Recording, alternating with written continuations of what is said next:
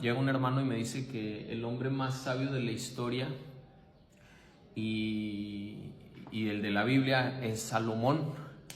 Y tuve un debate con él acerca de eso porque para mí el hombre más sabio de la Biblia no es Salomón.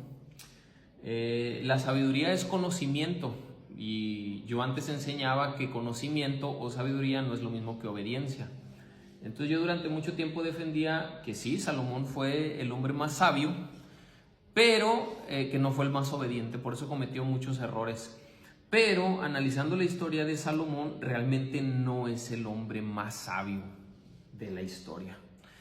Incluso me atrevo a pensar que llegó el momento en el que se hizo tanta propaganda de él acerca de la sabiduría por el libro de Eclesiastés, que por eso nosotros pensamos que es el hombre más sabio.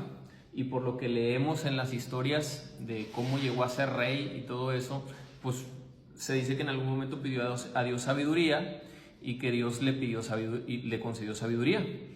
Y dice alguien, no, dice, es que también sí fue sabio porque pudo haberle pedido a Dios riqueza y no sabiduría y pidió sabiduría, eso muestra que es sabio. Bueno, si nos ponemos a pensar, Salomón heredó toneladas de oro de su padre. Y si no toneladas, sí kilos y kilos de oro. Entonces, heredó un reino unificado, en paz, un palacio excelente, los recursos necesarios para construir una ciudad, un templo, muchísimas cosas. Entonces, ¿cómo es que tú vas a pedirle a Dios algo que ya posees? Porque ya eres rico, tienes el atractivo de tu padre David, eres un hombre respetado. Saben que tu padre era un hombre fiero y por lo tanto toda la zona que estás recibiendo la recibes en paz, en tranquilidad. Entonces dices tú, híjole, pues necesito sabiduría para administrar este reino. Y dice la Biblia ahí que Dios le concedió sabiduría, pero ¿realmente fue sabio? Si nosotros nos ponemos a leer la historia de Salomón, Salomón no fue un hombre que actuó con sabiduría. Él ya tenía, por ejemplo, la ley de Moisés. La ley de Moisés decía que no te debías casar con una mujer que fuese extraña o que adorase otros dioses, porque iban a terminar haciendo que tu corazón se inclinara a otros dioses, y eso lo dice claramente la ley de Moisés. Y lo primero que hace este hombre es, pues me voy a casar con una mujer de cada nación. Entonces, en el Antiguo Testamento, en la ley de Moisés, también se establece leyes sobre los dioses paganos. Uno de los más importantes es: no tendrás dioses ajenos delante de Jehová, no te inclinarás ante ellos ni los adorarás. Y Salomón tuvo otros dioses que trajeron sus esposas, con las que la ley ya le había dicho que no se casara. Creó lugares para adoración de estos dioses, se inclinó ante ellos y cedió. Incluso en algunos momentos de la Biblia podemos leer que él habla sobre la rueda de la reencarnación y habla sobre un hilo de plata, que también son doctrinas que se enseñan por allá en Medio Oriente. Entonces, ¿de dónde sacó eso? ¿Viene en la ley de Moisés? No, lo escuchó de alguna de sus esposas. Entonces, este hombre tomó mujer tras mujer tras mujer. Ahora, respecto a lo que decía hace un momento, él es que pidió sabiduría para administrar bien el reino, ¿y realmente lo administró bien? No.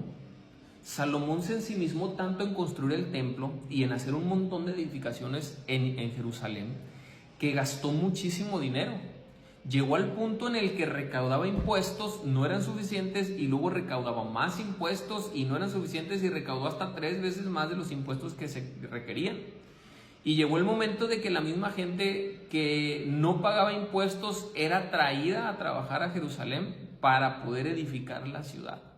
Entonces llegó un momento en el que el pueblo lo aborreció, de tal manera que este hombre, que recibe riqueza, que recibe respeto, que recibe un estatus como ningún otro rey, ya estabilizado, empieza a hacer un montón de malos manejos, de tal manera que hasta el Dios mismo, el Dios omnipotente, lo rechaza. ¿Por qué? Por terco, por necio, por desobediente. ¿Eso es sabiduría? No. Ahora, vamos a ver quién sí realmente en la Biblia es alguien que fue sabio. Imagínense que yo soy un mensajero de Dios y llego con un hombre y le digo, ¿sabes qué? Por causa de tu desobediencia, de tu mala administración, de que recibiste mucho y lo malgastaste, por causa de que inclinaste tu oído a dioses paganos, por causa de tus mujeres, por causa de que te inclinaste a otros dioses a los cuales les construiste un templo en Jerusalén, porque maltrataste al pueblo y no fuiste justo, te voy a quitar el reino, porque no lo mereces, lo desperdiciaste.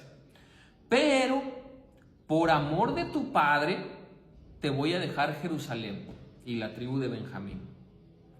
Entonces, si realmente hubiera sido sabio, él hubiera dicho, no, pues sí es cierto, no, pues sí, Señor, tú das, tú quitas. Pero no, lo primero que hizo fue tratar de matar a aquel hombre al que Dios había seleccionado para concederle las otras 10 tribus. Porque no, lo mato y ya, me quedo yo. Y se preocupó más por reafirmar su poder en su necedad que por actuar con sabiduría y acatar la voluntad de Dios. Probablemente si hubiera acatado la voluntad de Dios en ese momento, a lo mejor Dios lo hubiera restaurado, pero no, fue necio. Ya en los últimos años de Salomón, ahí es donde ya él, después de haber cometido errores, de haber después de perdido el reino, después de haber malgastado el oro de su padre, después de haberme metido con un montón de mujeres, de haber hecho un montón de cosas, hasta entonces recapacita de todas las cosas que había hecho mal en necedad, y es probable en la última década de su vida cuando él escribe el libro de Eclesiastés, el libro de la sabiduría. Y ahí empieza a aconsejar muchas cosas que sí son sabias, pero cosas en el que él se había equivocado. No sé si me voy a entender. Es decir, él no atendió la sabiduría, no escuchó el consejo, ni siquiera obedeció la ley. Por eso inicia diciendo, el principio de la sabiduría es el temor de Dios. Él no le tenía temor, por lo tanto no tenía sabiduría, porque si le hubiera tenido temor, no hubiera desobedecido la ley tomando mujeres que no eran de su pueblo y que adoraban a otros dioses. Si hubiera tenido temor de Dios, no hubiera hecho ídolos para sus mujeres. Si hubiera tenido temor de Dios, no hubiese inclinado su rodilla a dioses paganos. Si hubiera tenido temor de Dios, no hubiera maltratado al pueblo y por lo tanto no lo hubiera perdido. Entonces, ¿tuvo temor de Dios? No. Es probablemente en la última década de su vida donde él recapacita todas las cosas que hizo mal y entonces aconseja y escribe este libro. Ahora, ¿qué hombre en la Biblia sí acató la voluntad de Dios? ¿Qué hombre sí fue sabio? Pues fue un hombre el que simplemente acepta la voluntad de Dios y dice una expresión: Dios dio, Dios quitó. El nombre de Dios sea glorificado. Tan sabio era este hombre que acató la voluntad de Dios y decir, no, pues Dios me está diciendo esto. No le veo el sentido, no le veo la justicia, no veo el porqué, ni siquiera estoy de acuerdo, me está doliendo, pero todo es de Dios. Así que si Dios me da y Dios me quita, pues las cosas son de Él. ¿Quién fue este hombre? Fue Job. Job podríamos decir que es el único hombre que en medio de toda su aflicción, es decir, de estar en la riqueza a pasar a la pobreza absoluta, terminó acatando la voluntad de Dios. Decir, no, pues ni modo. Contrario al necio de Salomón.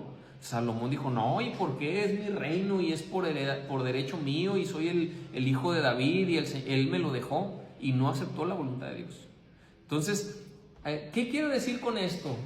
Pues quiero fomentar a que las personas nos pongamos a analizar si algo de lo que hemos escuchado de la Biblia está más basado en la intención de alguien de enseñarnos que fulano fue muy sabio y por lo tanto lo que dice es cierto, o si realmente lo fue, ¿no? Es decir, tener un criterio real, bíblico, sobre las cosas que están sucediendo. Entonces a veces nos dejamos llevar por la enseñanza popular que dice, no, es que el más sabio fue fulano. Yo sí estoy de acuerdo con que Salomón llegó a ser probablemente el hombre más sabio que ha habido, pero no en su vida. sino después de un montón de fracasos y despilfarros, escribió algo que es considerado mucha sabiduría, o lo más sabio que puede escribir un hombre, hablando de Medio Oriente, ¿no? Entonces, pero que él fue el hombre más sabio, ¿no? Tuvo una vida en la que perdió todo. Y por misericordia a otro hombre, es decir, a su padre, conservó una parte. Por eso, nada más. Ni siquiera fue por su mérito, fue por el mérito de alguien anterior a él. Entonces, David, por ejemplo, si lo comparamos, tuvo sus caídas, tuvo sus errores, pero en medio de sus errores y sus caídas era más sabio que Salomón. ¿Por qué? Porque él reconocía, terminaba reconociendo muchas cosas. Un ejemplo de ello es cuando él está un hijo del enfermo, él clama a Dios y dice: Dios, salva a mi hijo. Y no comió y no durmió y estuvo en el patio hincado hasta que el niño murió. Cuando murió, sus siervos tenían miedo de decirles: oye, pues si estando el niño agonizando estaba en esta situación, ahora que el niño ha muerto, pues quién sabe qué vaya a pasar. David se da cuenta y pregunta: ¿murió el niño? Sí, murió. Se levantó y fue y se bañó y se cambió. ¿Por qué hizo eso? Porque él entendió que la voluntad de Dios así iba a ser y punto. Entonces él mismo dice: no, pues quién sabe, y estando rogando, a lo mejor Dios tuviese misericordia de mí y sanara a mi hijo. Pero el hecho de que muriera implica que no, que era un no rotundo. ¿De qué servía que yo rogara más a Dios? En fin, espero me hayan entendido, espero les haya quedado algo, y ojalá que pues esto pueda permitir que reflexionen en el futuro sobre las cosas que nos enseñan y cómo nos las enseñan, y cómo a veces nos metemos o aceptamos enseñanzas con una preaprobación de alguien y ya lo damos por hecho sin nosotros tomar en cuenta si es real o no, si hay evidencia de que es real o no. Dios les bendiga y pues ojalá estén muy bien. Bye.